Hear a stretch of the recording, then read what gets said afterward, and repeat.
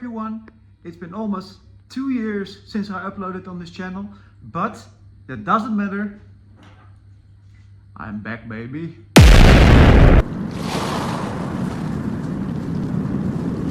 Jokes aside, 2 years is a long time and a lot has happened. Very beautiful things in my life, but my reef adventure hasn't stopped. This is how the tank is looking today, and as you can see, a lot has changed since the last update. And well, what has changed? Well, the fish are thriving, but the corals are not. Well, some corals are doing amazing, especially the soft corals, but the LPS are struggling and are pretty much dead. But that doesn't mean the fish are doing great. They are growing like crazy. Especially this fox face, it's doing great. And for the good eye, I got a copper band. Since my last update, you saw that my last copper band died. And that was in a week already. But this copper band, I already got it for at least a year. And it's doing amazing. And also my Nemos are thriving. They made this LPS coral their home, but the LPS is dying, and that is totally my fault. And besides the copper band, I added 2 other fish. And if you watch closely, you see 2 Bengal cardinal fish. I really love them. They just add some peace in this busy aquarium. And yes, I love those Anthias, but yeah, I really like some peace in my aquarium. And the other animals that are doing great in this aquarium are this blood shrimp and my cleaner shrimp. They're still alive after 2 years and doing amazing. They grew a lot and I'm really happy that they are still thriving. And my 6-line wrasse, still afraid of the camera, but no problem. So, the fish are doing amazing, but the corals are not. Well, my softies are doing great. Sometimes I just have to cut them back so that they don't overgrow the tank. But my LPS and my SPS is just dead. What's the cause of it? Well, it's my fault. Because if you see, a lot of SPS and LPS has died the last 2 years. And well, they were thriving, but yeah, they're just all dead. And what happens? Well, since the birth of our baby boy in September 2025, everything was doing great and thriving, but then it just declined because I had to put my time in our baby boy and still have, and it's amazing, but certain aspects you don't have time for it, and my reef tank is one of those.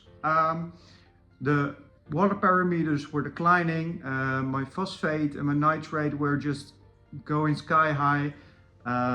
I had no time to make reverse osmosis water, so by not using reverse osmosis water but just tap water, it just starts declining even more. My KH was even higher than 15, and my calcium was above 600.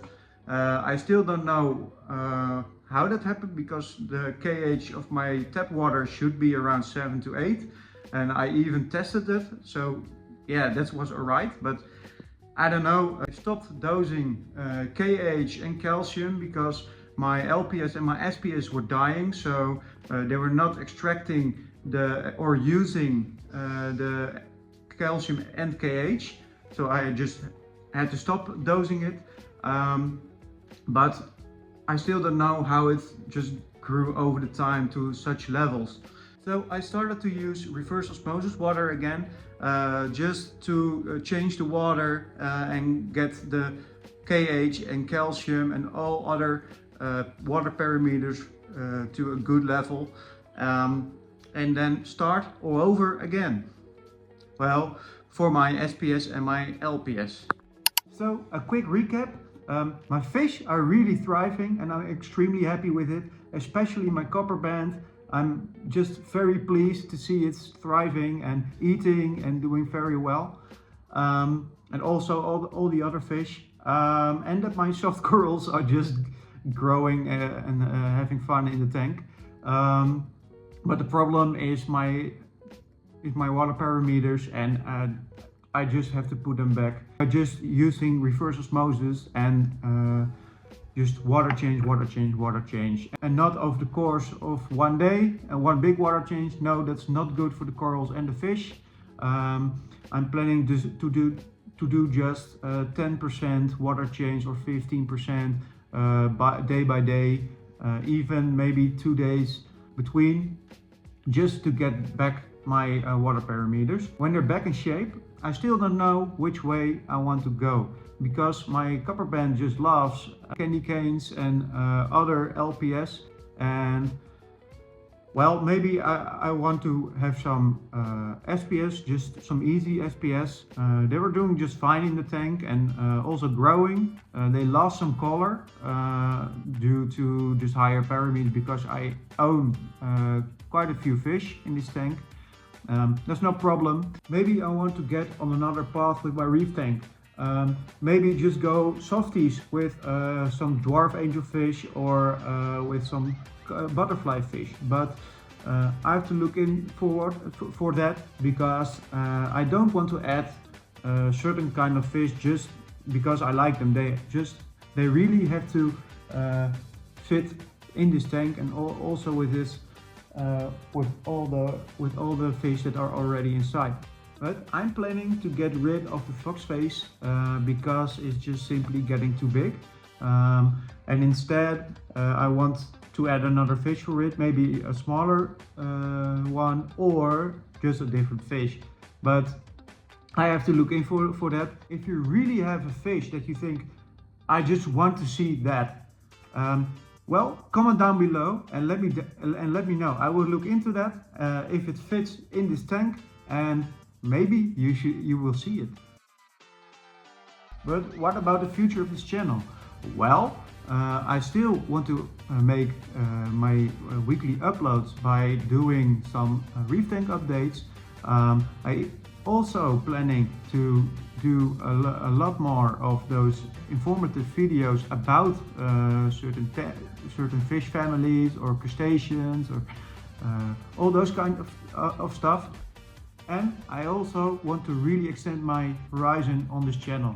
Not only here with my reef tank in the living room, but also outside.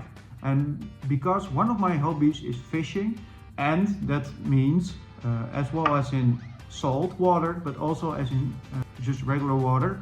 But not only videos about fishing or my reef tank, but everything that is saltwater related. I just want to show it on this channel, just like a zoo aquaria, maybe even where are our fish coming from. So as you guys can hear, a lot of good ideas, but you will see them in the future. I want to thank you for watching this video. If you like this video, give the like. Consider subscribing if you want to follow me on my reef adventure, and I will see you in the next video. Ciao!